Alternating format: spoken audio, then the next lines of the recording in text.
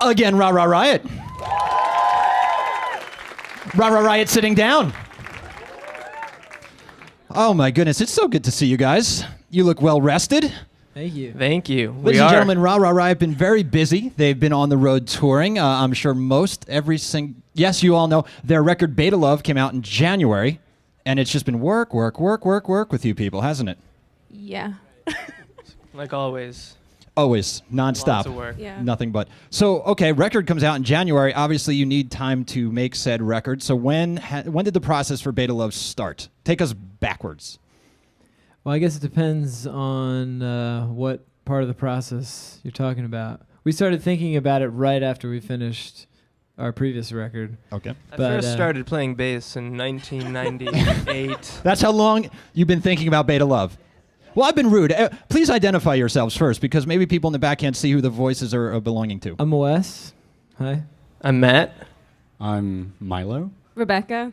All right, perfect. They should have done that from the beginning. Anyways, talk about beginnings all the way back to the first time you picked up a bass. My goodness, Matt. So the cycle never stops with you guys. Ra Ra Riot writes music consistently, it sounds like, because you had a record out not more than a few years ago. Yeah, 2.5 years 2.5. ago. Or 2.5 years before Beta Love came out. And so do you write while you're touring, on the bus, in the dressing room? Do you guys fiddle with things on stage during sound check? That happens from time to time, but mostly it's when we get home and are really antsy all of a sudden and don't have, 24 hours a day mapped out, that we kind of look at our, start fumbling with technology and deciding that we need something to do. Let's get to work. Yeah. Well, it's very tedious to be on the road when you are touring. Your days are pretty much mapped out for you, right? We got to be in the lobby at this time because the van's leaving for here. We got to make time to get to there and stuff like that. So is there that kind of decompression time when you do actually find... You guys just had about a week and a half off? Yeah. Yeah. What? Okay, can we go down the line real quick? What did you do with your first day off? I just played video games, I think. Fair enough. That's an honest answer. Absolutely. Yeah, I slept until 2:30. Nice. In the afternoon. Of course. And then the first thing I did when I got home is I put my cell phone away. I just put it away. Do not disturb. I don't think any of us talked to each other for at least a week. I honestly didn't know what anyone was doing. I saw we just Milo all on went Tuesday. home. You did? What did you guys do on Tuesday? Went to a concert. He didn't call you. What This is concert? awkward. It just got awkward a little bit. I'll be honest with you, Ra Ra Riot. His phone Well, was in I the drawer, didn't see though. anyone for a week. But yeah, I slept really late, and then I think there was a lot of maintenance on my neglected fantasy hockey team roster. So I had some holes in the team to fill up. So that took a few days. Gretzky retired, And yeah. He's just not on your team anymore. And now here we are. Yep. Okay, so you guys look rested. This is nice. This is good. And there's still work to be done. I mean, the months ahead will no doubt give us more shows and touring and cool stuff like that. But what, during the process of Beta Love, over the last 2.5 years, as we just found out, where have you guys gone in whether it's with, look at all these pedals, or writing lyrics or collaborating differently? What different, even if it's just a feeling, what was different this time through for Ra Ra Riot when you guys were putting this stuff together, whether the very early stages or that right up to that last minute when you have to decide, okay, how many songs are going to make it, what songs aren't going to make it, there's a lot of decisions to be made. So can you walk us through some of that? Well, probably the biggest difference is that it's just the four of us this time, for the first time. Okay, explain that a little bit. Our founding cellist left the band, I guess like a year before we really started doing Beta Love really seriously. Right. So that allowed us, a lot of freedom to change things and Approach things differently. Yeah. Yeah, we had a whole different attitude making this record. In the past when we had written songs, it was a lot about jamming through stuff and what's the instrumentation like on this part of the song, and how do we fill in this space? But this time around, it was kind of more like, well, do we actually need to fill in this space, and what serves the song? And it was a little bit more of a minimalist approach, and part of that was just attitude change. So cool. Now, where did you guys spend most of your physically, geographically? Where were you located during the bulk of this recording when you were deciding that you didn't need to fill this space? It was sort of New York. Sort of New York. I That's guess. another borough. In our practice space in Greenpoint. Okay, cool. Yeah. You guys That was more practice and writing and less recording. because you guys have roots upstate New York, yes? We all went to Syracuse. We all met there. Yeah. Go Orange. Cuse. Somebody in the back. Cuse. Okay. Okay, so how does it different now that you have your own rehearsal space and you have a library, a catalog of songs? Is there ever the fear that this is almost sounding like one of our other pieces of music and we don't want to go there? Or is it different now because geographically you're spending more time in Brooklyn than you might have in the past? Are there different things like that you take into account now? Yeah, I think environment definitely impacts the music you make. While we did work a lot in Brooklyn and some in the winter, we spent a lot of time actually tracking and pre-production and mixing and stuff. All that stuff was done in Oxford, Mississippi, and that was kind of the first time we ever really worked for a long time in a warm place. And I think that kind of sounds silly, but it was a big change for us. I think it allowed us a lot more energy to capture. And I think, just like day-to-day stuff was more relaxed and more fun. If anything was getting a little bit too crazy, we could just go out and shoot some basketball or hockey, or as opposed to in the past, it'd kind of be like, oh, go into a different building. Gotcha. Because it's so cold. Is there anything locally you picked up down in Mississippi that you have never been exposed to? Music, art, food, anything like that? Yeah, lots of food. A lot of catfish. Fried catfish. Lots of catfish. Good stuff. They do really good things with catfish, don't they? They do. Yeah. Well, they just mostly did one thing with it. What? Just fried it. And then it's on you to do with something with it. Yeah. Yeah. Okay. Fair enough. You guys are seriously one of my favorite bands. I've loved Thank you. bunch of your records, and your songs are fun. They're complex, but not. This is just me. You guys don't overthink things. It's just a lot of fun to listen to your music. And a song that one of my favorites right now is "Dance with Me." Can you talk about that one? Maybe it's a toe tapper, guys. I mean, is that a Mississippi influence, or did that start in Brooklyn, or where did something like that come from? Well, that one. It did start in Brooklyn, actually. Yeah, it did, yeah. Well, it's funny because one of the, like Wes was talking about with our different approach with this record, one of those things was, like in the past, when we got into a studio, everyone had every measure of every song figured out. Everyone knew what their parts were. So being in the studio for us wasn't really like this magical, exciting thing. It was just like you put your part down and then you wait for other people to put their parts down. But this time we did a lot of, Dennis, the producer, Dennis Herring, he was involved early on with the pre-production, and the songs really developed a lot in the studio, so there was a lot of changing and stuff. And so with something like Dance With Me, that started as just like a riff that was being built up in our practice space, which is basically the one main riff of the whole song. And in the past, that was something we would have just played together over and over and over again and just added on top of it, and then we would have been like, now what do we do with this? How is this a song? But this time we sent Dennis like all of the ideas that we had, and that was just this little riff.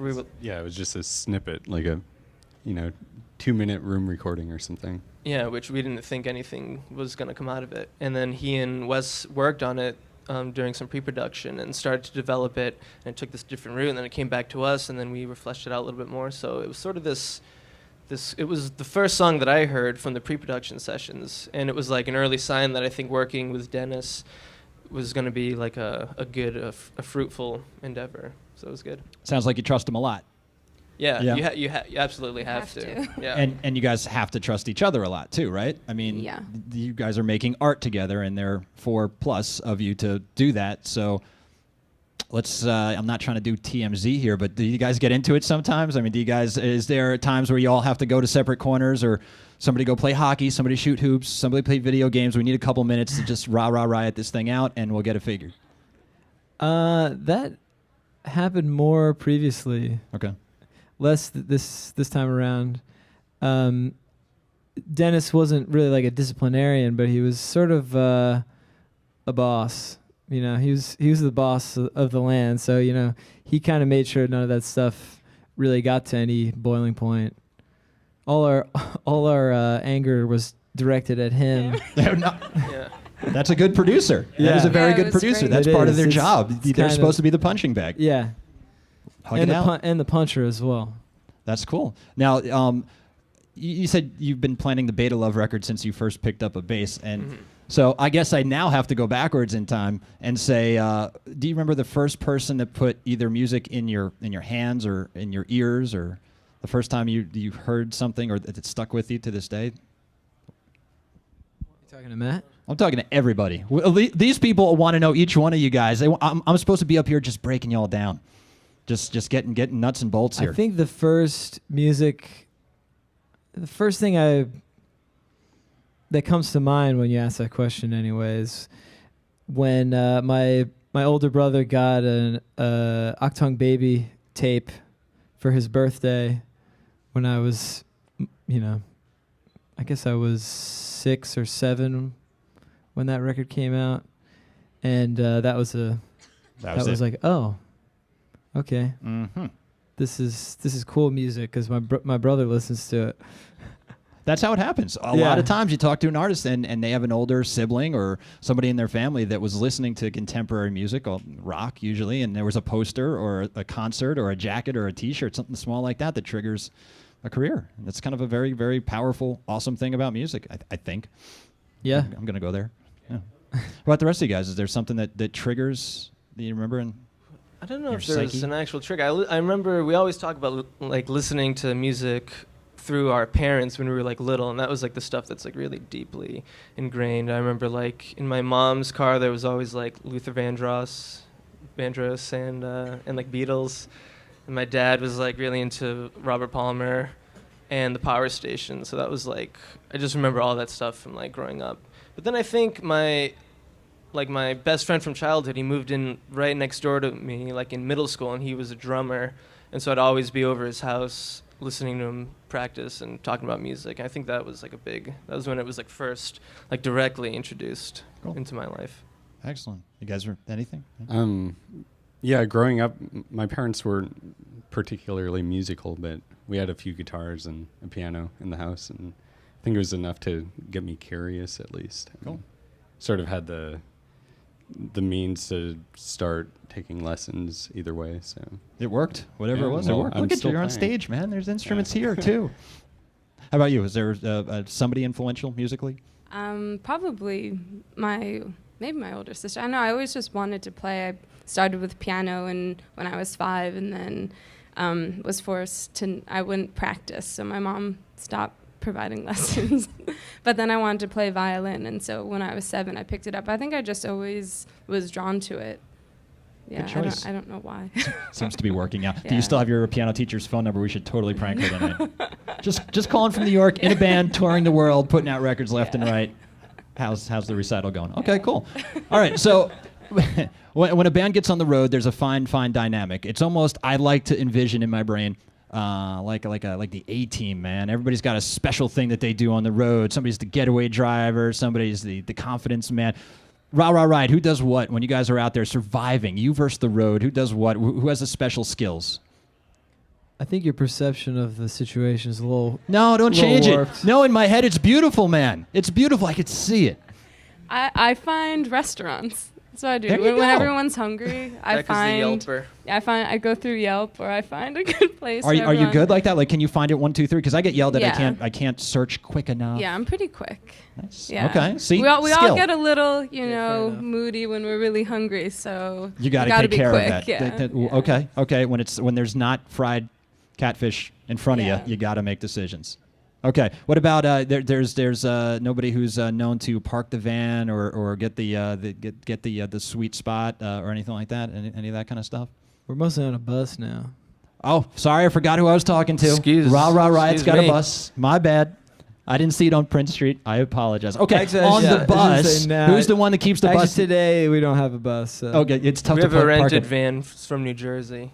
Oh, Jersey vans are the best. Yeah. Jersey vans. All right. Check the trunk just Well, before like, you take the keys. Just kick the guess- tires. Or man. don't check the trunk. That's Make true. sure you Yeah. leave it somewhere. You're less I liable. guess it's not Yeah. really interesting on the bus because everyone just sort of like reads and sleeps all the time. But when we were back in the van, we all had important jobs. Well, Matt was our navigator for years. Yeah, I was like, I never have had a driver's license, so I was kind of like dead weight. So I had to like really like figure out something to do. So I really got into navigating, so I'd always be up in the front He seat. was replaced eventually, Yeah. but I was- Garmin. Yeah, Garmin, someone yeah. bought us a And then Garmin, and then iPhones. I had nothing to do for like. You're fine until Garmin starts playing bass. Then Yeah. then so there's at least- the meeting. We have to have a Exactly. talk.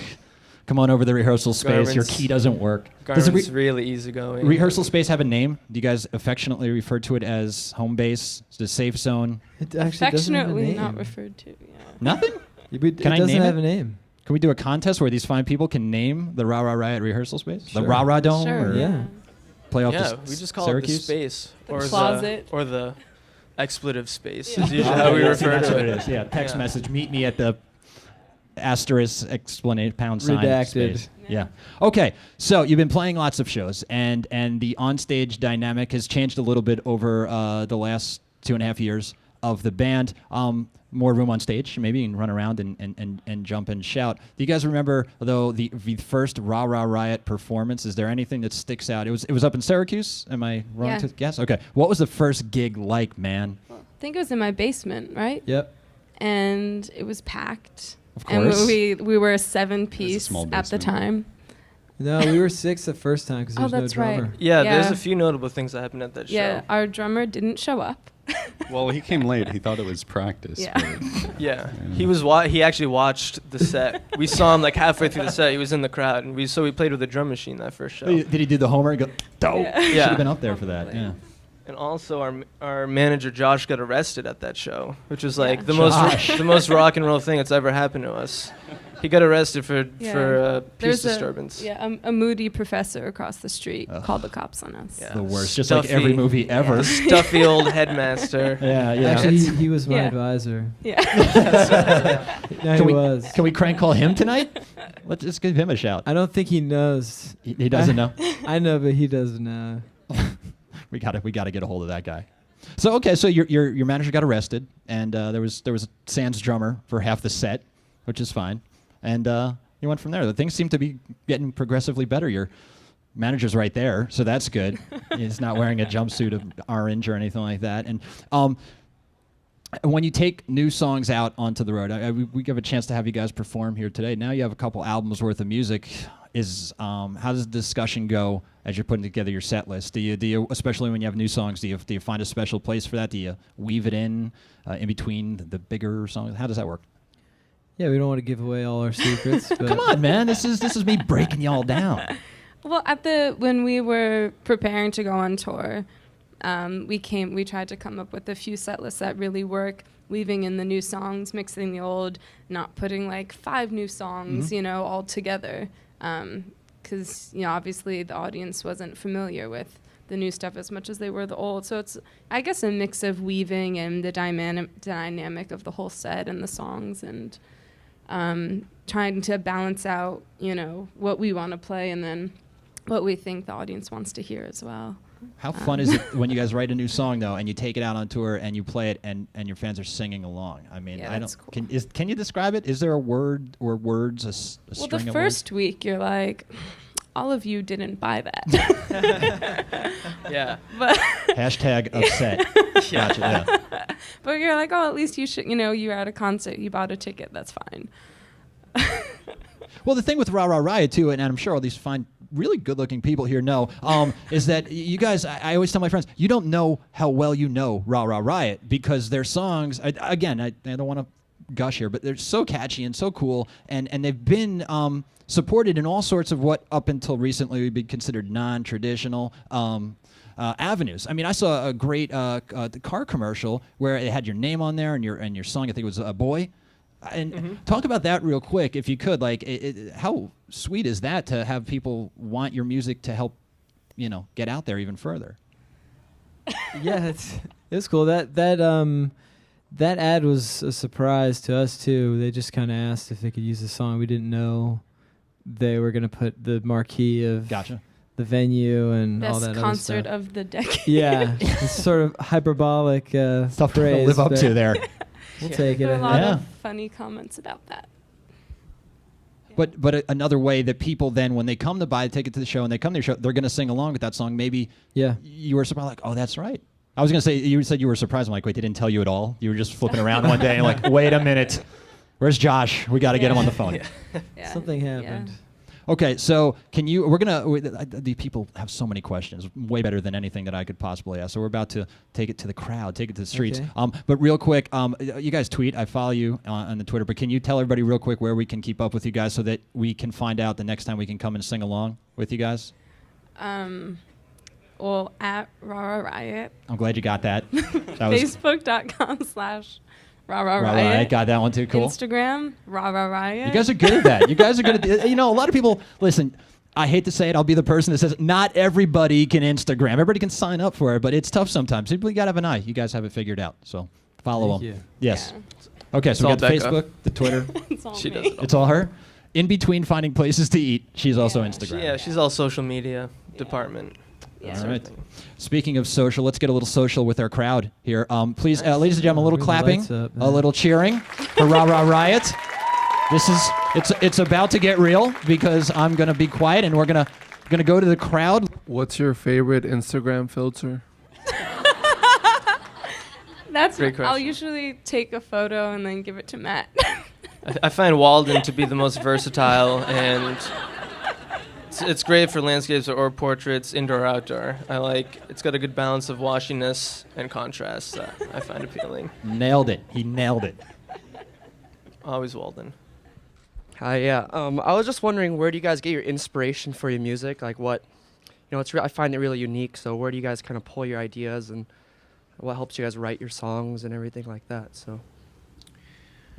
Well, that's a difficult thing to answer. I think with, at least with the way that we work, it's sort of like, we weren't like friends before the band formed, which I think is kind of unusual for bands. So we all have come from like pretty different backgrounds, and I think at any given point we have like our collective influences, but each one of us is listening to totally different things. So whenever we come together to arrange a song, it's sort of like we're all, putting in whatever, wherever our individual sensibilities are at a given moment. I think that has a lot to do with it. So it's just a lot of listening to music, and it's a lot of like, a lot of reading. Outside of music too. Yeah, a lot of like reading, going to art museums, doing just, any creative person, you have to be able to sort of source inspiration all the time. You always have to have that, be on the lookout, I think, and be open to things.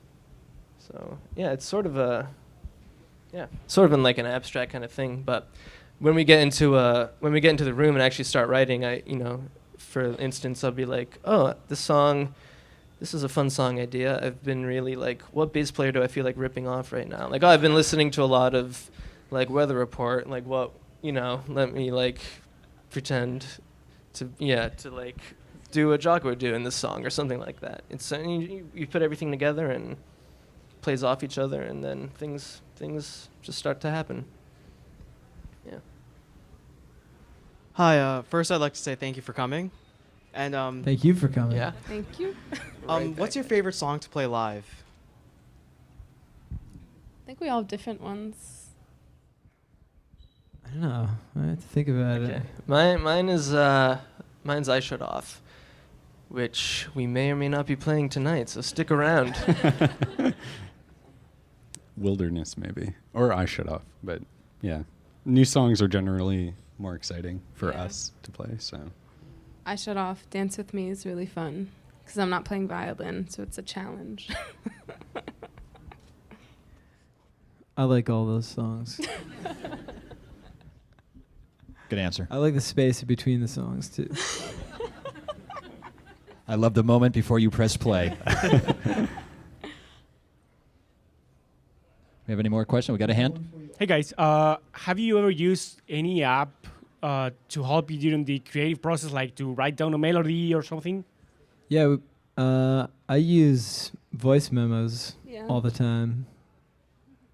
Nothing really high tech. Sometimes he'll send me a recording. He's like, "What do you think of this?" And I'll play it, and it's just like, which isn't to knock Apple's recording technology in the iPhone, but yeah, just little notes here and there, maybe. GarageBand. We used to do a lot of recording on GarageBand, actually. We use a tuner on stage, some tuning app. Right? Uh-huh. Clear Tune and Animoog and a couple other things, I guess. But yeah, it's funny. It wasn't until like our second record where we actually started recording rehearsals and hearing what we were doing. And I don't know how we ever wrote or arranged music before then, but we would just put a Mac in the middle of the room, and I'm not just saying that, but we would just put a laptop in the middle of the room and just open GarageBand, just hit record, and we'd like record whatever we did for like 3 hours, and then we'd go back and listen to it and be like, oh, what was that thing? That sounded kind of cool. So that really helped us start writing and arranging differently. A lot of the orchard string parts were written like that. Lots of recording and going back. Hey guys, so I saw you probably 3 or 4 years ago when you guys were touring with Maps and Atlases, which was really a surprise because like what the hell, they're so different than you. So I was just wondering like how do you guys choose your opening bands, and like what was your favorite opening band that you've ever had? That was a good one. Yeah. We toured with them because we really love them. So sometimes when stuff doesn't match up, it's just because we really like them so much. Loved them. Delicate Steve was amazing to play with. Givers. Yeah, Givers. Yeah, we've been lucky to tour with a lot of bands that we really like, and it's cool too, because like with smaller tours like that, when you're not really, you don't really have to worry about like bands who will sell tickets, or you don't really have to worry about like the marketing or that kind of thing. And we were free to like sort of take bands that we wanted to take out on the road, which was really a lot of fun. So yeah, Maps, that was a really fun tour. I remember there was Maps and Atlases in Princeton, which was another band that we really liked. But yeah, definitely Delicate Steve, Givers, those were our favorites.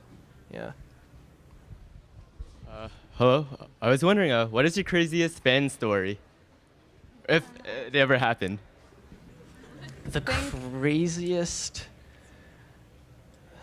story that ever happened. What's that? You'll notice she doesn't have the microphone near her face right now. She's just double checking this one can get out there. What? Positive story. That's positive. We have a really big fan from Japan, and we were just getting ready for our show like 3 weeks ago in Vermont, and I was like in the lobby of the day room, and I saw her, and she had come, I guess from Japan through Seattle to Boston and then to Vermont for our show in Burlington. Yeah, but we've seen her in the UK and in Japan. Yeah, we saw her in Japan like 2 months ago. So she shows up everywhere. Yeah. And Yeah. One time, 2 band members got so drunk they physically moved a car just by themselves. They picked it up and they rotated it around in its parking space. And that nobody got that crazy. on video? No. No, it wasn't on video. Fail. That was another crazy thing that happened once. That would be, yeah. Doesn't I would have imagine. anything to do with fans, though. Well, maybe it was a fan's car and we didn't know. We can flesh out the story details later. We can get back, Thanks. Hi. You guys have always had really interesting music videos, so I was wondering where the inspiration for Beta Love came from and like what it is exactly from also, the show. That was actually sent to us from a fan on Facebook, like in I think in December, just after the song had come out. It was the day after we released the song or something. Yeah, and we just loved it so much and just thought it was so appropriate and really funny and kind of just captured, the vibe of the song. But we heard it's from like a show from San Francisco. I don't know exactly what show it was, but public access of some sort. But it was kind of cool that we were able to work with a fan and, go back and forth and just had, ask him to edit some things. But, yeah, a fan sent it in. Yeah. Hey, what was the largest influence in you getting discovered? I think just playing, going on tour. Yeah. I'm going to also say MySpace. That was back in the MySpace days. Because we recorded, we formed in January, recorded a demo in March, and then put it on MySpace, and then we're getting lots of feedback. But CMJ also played a huge role, as did South by Southwest, just playing loads of shows. And I think after CMJ 2006, the year we formed, we basically had our whole team, and we could start touring more and traveling and that sort of thing. All right, excellent questions. Give yourselves a round of applause, please. And then continue that round of applause for Ra Ra Riot.